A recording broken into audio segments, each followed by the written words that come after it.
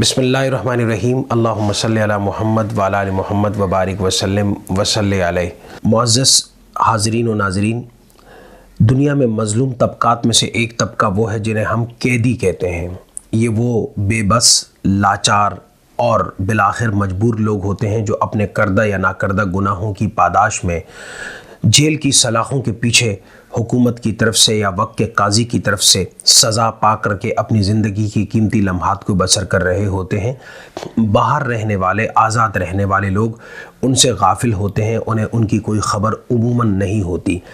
और ये अंदर जो कैदी होते हैं जेल की सलाखों के पीछे,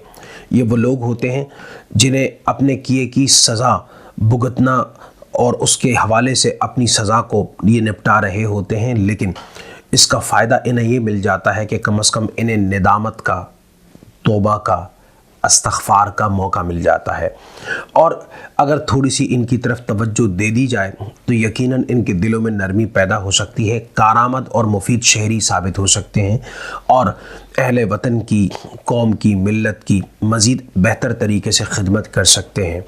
सबसे पहला काम तो ये है कि इनकी देखभाल की जाए, इनकी बाज़पुरस की जाए, इनके बारे में जांचा जाए कि इनके मसाइल क्या हैं, इनको किस तरीके पर राह रास्त पे लाया जा सकता है। आका करीम अलैहिस्सलातु वस्सलाम ने जहाँ बहुत सारे दूसरे अहकामात इरशाद फरमाए, आपने फरमाया कि भूखों को खाना खिलाओ, बीमार की अयादत करो, और फरमाया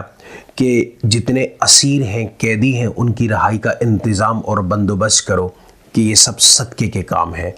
आका करीम अलैहिस्सलातु वस्सलाम ने ग़ज़वा बदर के बाद जब 70 अहले मक्का कैदी बनाए गए तो उस वक़्त उन तमाम के तमाम कैदियों के लिए आपने बहुत अच्छा इंतज़ाम फरमाया, उनके खाने का भी, उनके पीने का भी, उनके रहने का भी,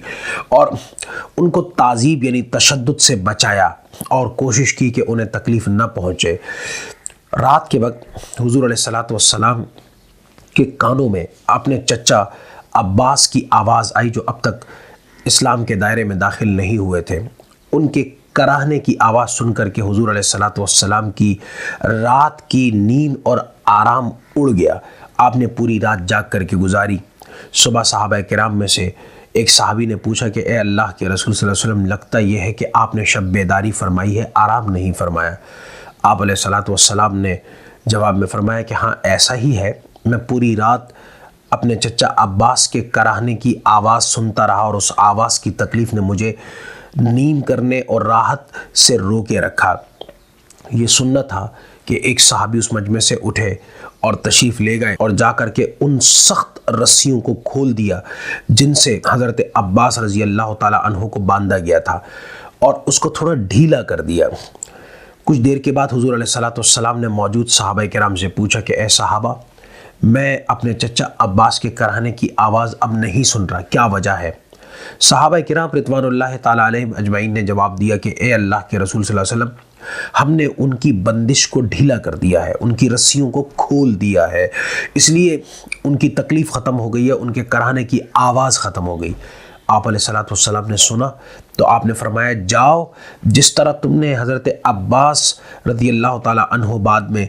उनकी बंदिश को ढीला किया है और उनकी रस्सियों को खोला है, दूसरे तमाम कैदी उनकी भी बंदिशों को ढीला कर दे।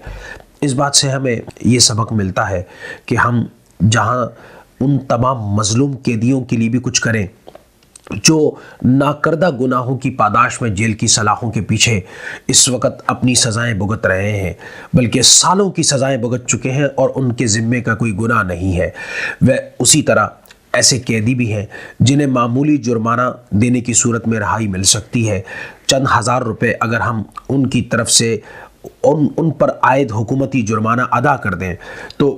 उसके एवज़ में उनको रहाई नसीब हो सकती है, और उनकी रहाई उनको नसीब हो जाए, वो वापस अपने बच्चों में लौट जाएं, अपने अहले खाना में लौट जाएं, अपने ख़ानदान में लौट जाएं, तो उनका वहाँ उठना बैठना, चलना फिरना, खाना पीना तमाम का तमाम आपके लिए सदका, मेरे लिए सदका, हम सब के लिए सदका है।